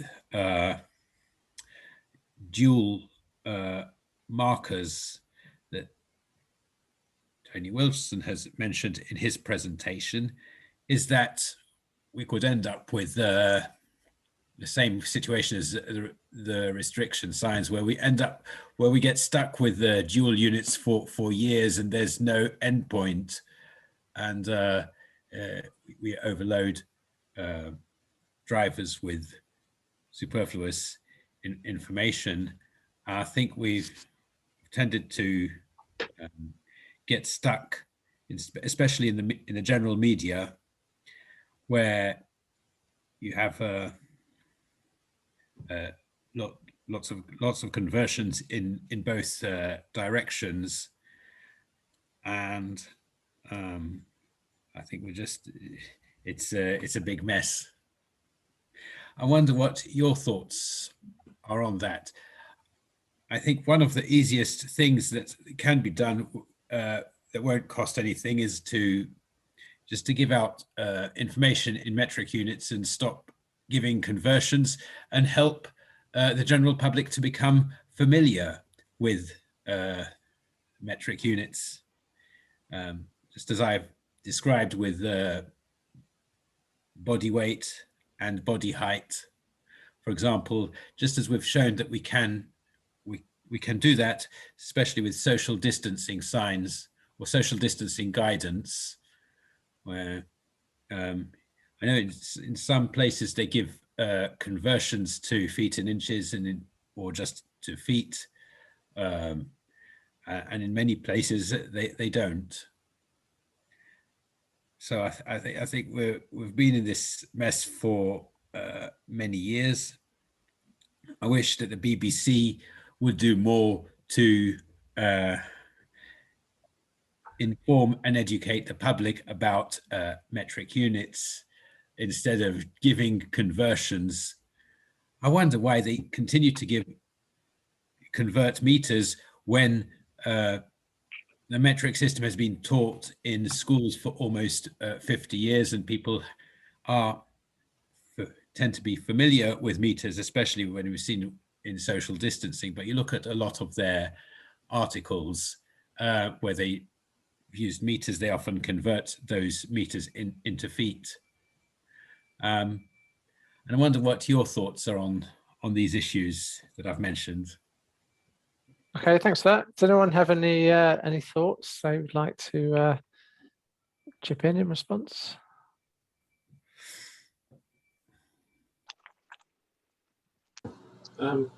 Yes, I was just written something on the chat, basically, in case I didn't get a chance to say it. Okay. I think that they continue to give dual units, especially in local weather forecasts and things like that, because the people that are doing it perceive that they are keeping everybody happy by giving some people prefer Fahrenheit, some people prefer Celsius, so they will give them both, and then everybody's happy. But that doesn't make people like us who prefer single units, and I'm sure there's probably people that prefer only Fahrenheit, so they're not going to be happy either because they've got two sets of units. It's just confusing hearing information in two sets of units all the time. I'm sure that's why they do it. It just reduces the complaints they get, doesn't it? Yeah, I think that's an angle we ought to come back on, is, well, you're only catering for people that prefer dual units, or for people that want to see single units. You're not catering for them at all. Yeah. Peter, did you have your hand up? The problem, just to make, sorry. The problem arises when they try to convert differences in temperature from degrees Celsius to degrees Fahrenheit, because the difference is not the same as the temperature itself. You'd probably get a very, I think you would get a different figure, and that's where mistakes are sometimes made. It is, yeah. Peter. I was just going to say that, I mean, there are some areas where it seems very difficult. You mentioned dots per inch, and converting typefaces to dots per centimeter or whatever, I think would be a Herculean task, because it's built into so much software and hardware. And the other one is aviation, because my understanding is, and it might be wrong, but altitudes are always measured in feet, regardless of where you are in the world, because obviously it's got to be interconvertible and pilots travel. And again, I think if you suddenly went from 30,000 feet to 8,000 meters or whatever it is, then there would be scope for error and possibly accidents. I wonder what your thoughts are on that. I think for altitude, I think it would be best for the world to use meters. I think the reason that we continue to use feet is probably because of historical American dominance of aviation, where so they have the power so I think it's the American influence that's got the world to use feet, and I think because of British, similarly the use of knots at sea, because of historical British and American dominance in what do you call it, in the maritime industries. I think with aviation, and it's not because everybody, if it was a democratic vote, I'm sure that you would go with the metric system, which is what most of the world uses. Terry, I think you were keen to come in on this. Yeah, and I suspect maybe Marcus might have been about to make the same point, is that the international system of measurement for aviation is SI. And it's one of those popular myths that, of course, the non-metric people promote. So it's controlled under Chapter 5, I think, of the Chicago Convention, that each country, so the units are SI, and each country has to write to the ICAO and declare any deviations from SI. And there are countries that use meters for altitude, and there are mechanisms for transition between countries that use feet to meters. So there's clearly a lot of effort goes in to make sure it's safe, but it is the case that there are places that use meters, and in addition, there's lots of different units. So there's horizontal distances, and countries migrate from one to the other. So Britain used to use non-metric for horizontal distances, and it transitioned to using metric for horizontal distances, and it had to write a letter to the ICAO to update the ICAO. And even in the United States, the US Marines use metric units for certain categories of weather, and the unit of temperature was changed from Fahrenheit to Celsius in aviation. So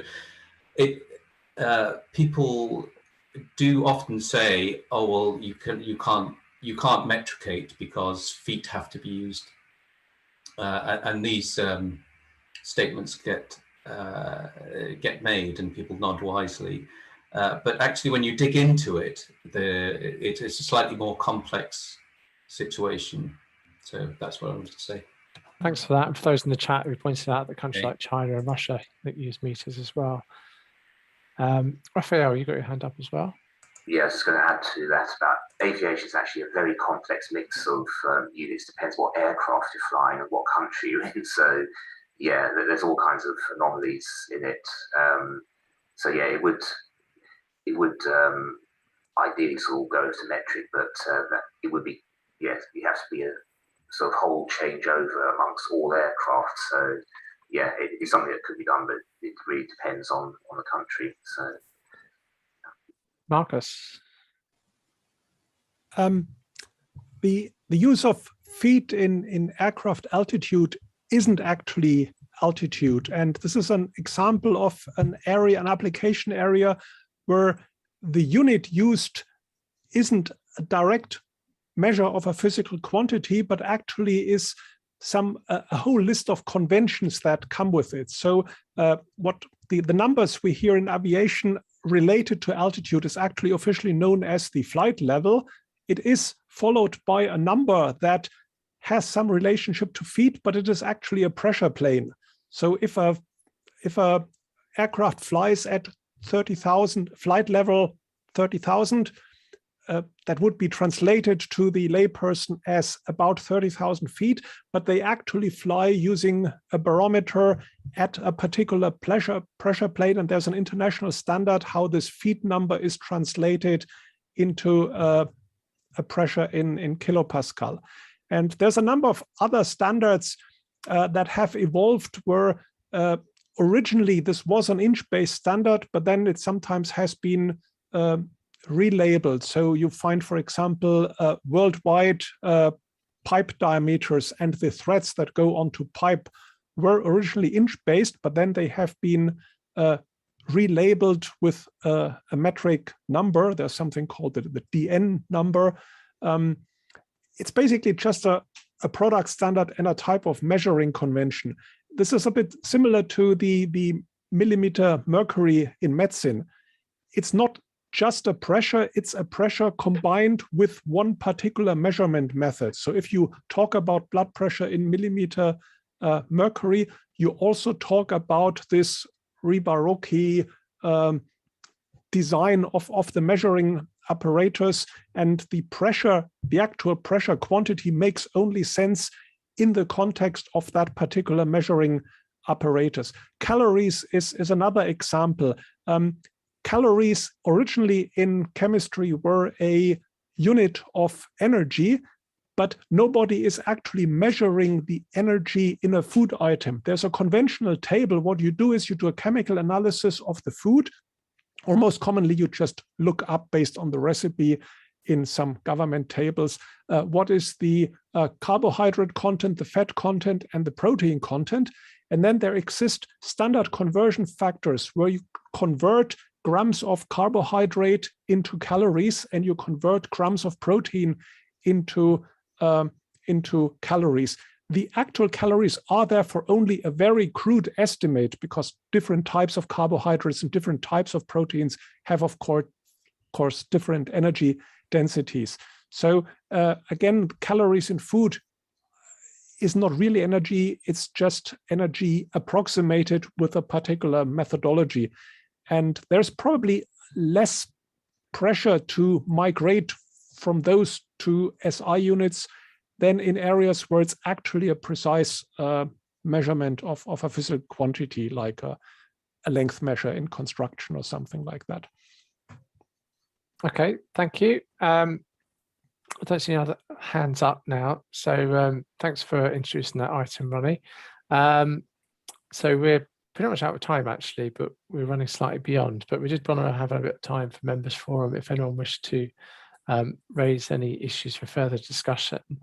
So I can see Derek has got a hand up, and Philip and Peter. So we'll go in that order. That's who I saw first. Derek, do you want to go first?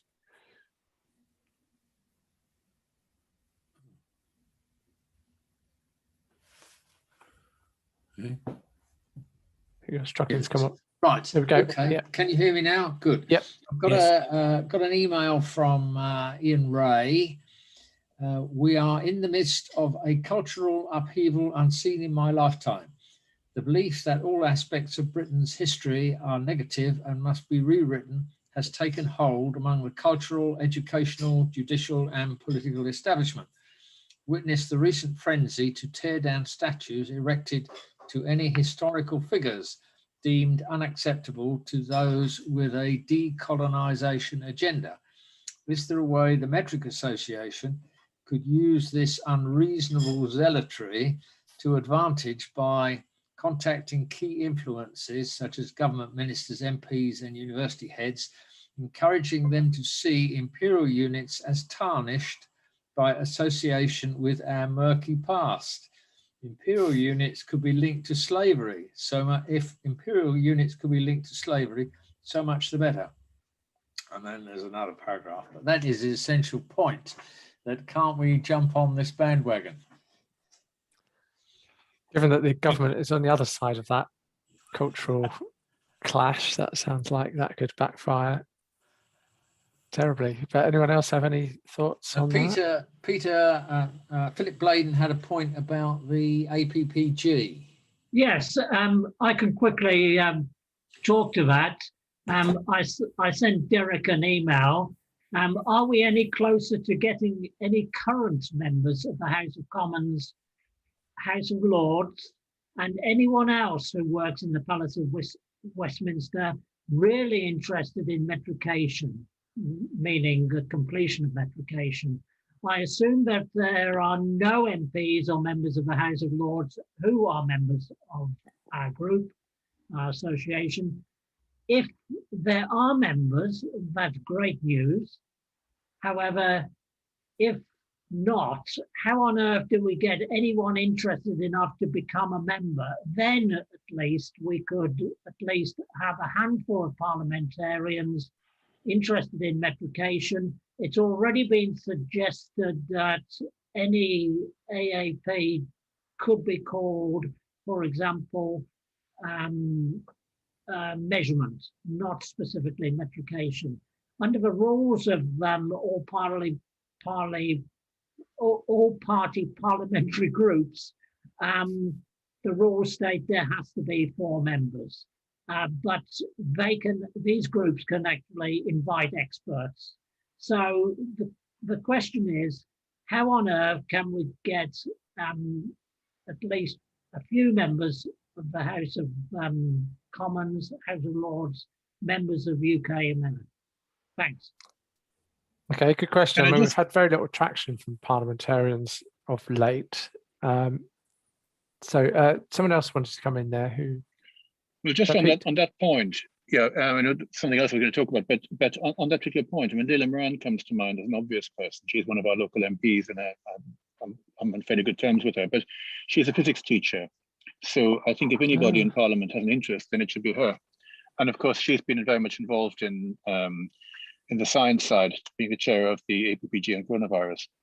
So I will approach her if you like and see what comes back. She might even be interested in joining the group, although I suspect that she's far too busy, but we can try. Well, that kind of personal contact could be very helpful. Yeah, I mean, that's a good idea. And John suggested in the chat as well about there must be scientists in the Lords, which could be tapped up. Did you want to come in on that, John? Was that where your hands up? I know some other hands up as well, but I'm assuming these are pertinent to the current point. Yes, I just wanted to reiterate that point, but because I wasn't aware that the my chat comments were coming through, so that's fine. Yes, I mean, there must be a scientist somewhere in the House of Lords. But schools physics teacher sounds absolutely, just as good, really. Okay, thanks. Well, on that question, Baroness Northover, who has a background in medical sciences, I think might be a good person to approach on the Lords. You can try her. Yeah, sounds good. Okay, Dennis, thanks for joining us. I see on chat you've got to leave. I just see you. Thanks for joining. And yeah, I've realised we're slightly overrunning, so try and wrap up quickly. Now, I know Peter and Terry, you both... Yes, I'm sure we'll be in touch again soon, but I haven't had anything to say, but I've listened with great interest to what's happened today. Great. Okay, thanks for joining us. Nice to see you. Bye. So yeah, I don't want to lose too many people, so we'll try and go through rapidly. I know Peter and Terry both got hands up, and I think that was to introduce a point, wasn't it? Or was it rather to discuss the current live topic? I just want to make sure we're picking up all the pertinent comments before we bounce around.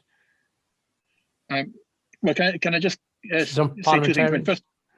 First of all, coming back to the question of imperialism and how much we want to distance ourselves from that. It's obviously a highly contentious issue, but I think it's also possible to sell the point that metric units are not, anti-British. In fact, my understanding is that the first person to suggest metrication was actually British in the 17th century, and I think that's something we should play on. That it isn't history versus progress. The two can go hand in hand. The second point I was going to make was actually about Tigger, because I do think this is obviously an oxymoron, because what we're being told is this is the trade in it's to do with innovation, and yet on the other hand, it is Task Force on Innovation, Growth and Regulatory Reform. That's what it's led by Ian Duncan Smith and other Neanderthals, if I may say so, but not too contentious a point in this group. It does seem to me that we need to actually push back against that to a certain extent and make it clear that they're not speaking for the majority of British people, that this is actually a regressive step, and there are very logical reasons for saying so. Yeah, I think we need to think about how best to make that case and who to, yes. I did actually write to my local MP about that and did put the case forward that it was a bit of a contradiction in terms that the rest of the document was kind of quite sensible, that bit wasn't. It was just, so he hasn't replied to me yet. I'm not really expecting a reply, but I did put my point so very strongly that it wasn't a good idea. So yeah. And just quickly to respond to Marcus's question in the chat there. So it was a publication published a few weeks ago by a group of Brexiteers who are setting out the case for more regulatory simplification post-Brexit to try and reduce red tape, which is quite ironic given how much they've introduced. One of the things they suggested was repealing the weights and measures requirements to have metric labelling to allow businesses to use whichever units they would like. And as Martin points out, that there is or Peter points out, that there's a link in the chat to the document that was published online. So if you scroll up in there, you'll find more detail. This is only one very small part of their case, but it was one thing they raised. Okay, Derek, was that all the ones you wanted to bring to the table? We've got a couple of hands up in the meeting. Okay, Terry, you've been waiting patiently. Yeah, I'm aware of time, so I'll just say I was going to make people aware, for those who aren't, that I'm active in looking at proposed amendments to British standards, or indeed new ones, and addressing metrication issues within there.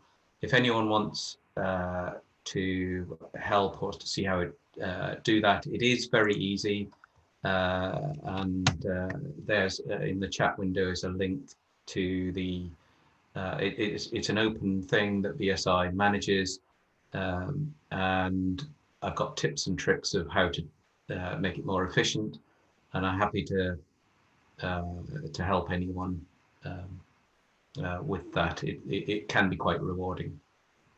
Brilliant, thank you very much. Peter, is that a new hand? Oh, it's an old hand, but just for information, you can save your chat. You can save the chat if you want, bottom right-hand corner of your screen. So that might be useful if you want to retrieve any of these links that people have been usefully posting. Great, thank you. Does anyone else have anything to raise? I'm conscious we haven't heard very much from one or two people. I don't know whether Stella or maybe John had things to add, or if you're content there listening, just had a chance to get in. Okay, thank you. Brilliant. Well, I think we're at the end of the session then. So thank you very much for your time and contributions. So I'll just open the floor there. Is there anything else anyone wanted to raise before we close? It's Alex McDowell here. I noticed on the BWMA website that they've got many celebrities as members, possibly almost as many as we have normal members.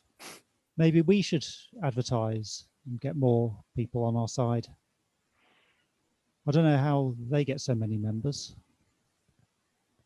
No, yeah, it's an interesting point. We've thought about that before, kind of the business of patrons, but we've struggled to get too much traction, really. It can be a double-edged sword, because one or two of their patrons have been disgraced over the years, which can backfire on you.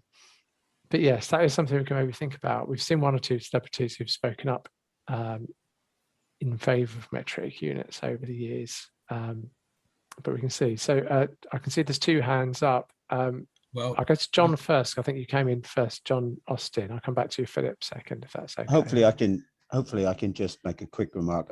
I thought that Derek was going to raise an issue regarding the "have I got news for you" thing, which I suspect most people probably didn't think was a very good idea, but I just want to clarify the situation there, or see if there was any clarification, to be more precise.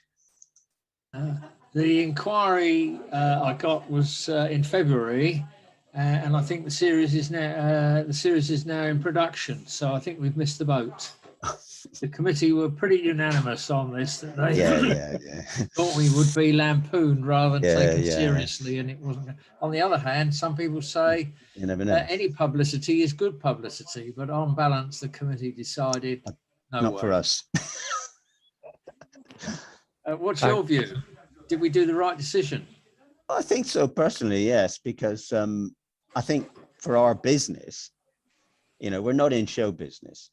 I think publicity can be bad publicity, and then we're sunk, or not sunk, but put back. So and we felt it seemed very out of kilter, because they don't normally have any kind of cause like this. It's normally kind of hobbies and things like that, and to have a politicized thing would have been odd, to say the least. And okay, Philip, you put your hand up. That's fine. That's good. Yeah.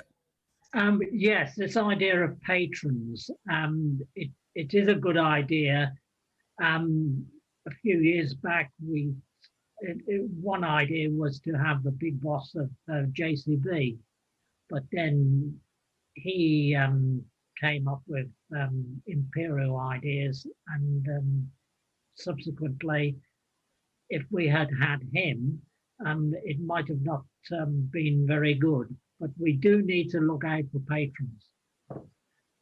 Yeah, thanks. One thing I would mention about celebrities is that there were plenty of celebrities who supported the alternative vote in a referendum on changing the electoral system when you had after the new coalition government came into power in 2010. But nevertheless, that the change to the alternative vote was rejected by about 2/3 of the voters. So it doesn't follow that if lots of celebrities support a cause, that people will agree with this will add support for the cause. You may admire celebrities for certain things like acting or sport or singing or whatever, but it does not necessarily follow that people would support a particular cause just because they find a celebrity supports that cause. Yeah. So, we need to find the right one as well. We need to find out Marcus Bashford's view. If you're looking for patrons, I would go to decision makers, politicians, etc. I mean, Lord Howe was a very valuable patron, and I think you'd want some patrons of that caliber, those who can help us, who can speak up for metrication. Yeah. Okay, great. Brilliant. Well, I think we're done then. So yeah, thanks for all your contributions. We'll let you go and have Sunday lunch or doing whatever you're going to do, and see you all next time. Yeah, okay. Thanks. See you. Thanks very much. Bye. Bye. Okay.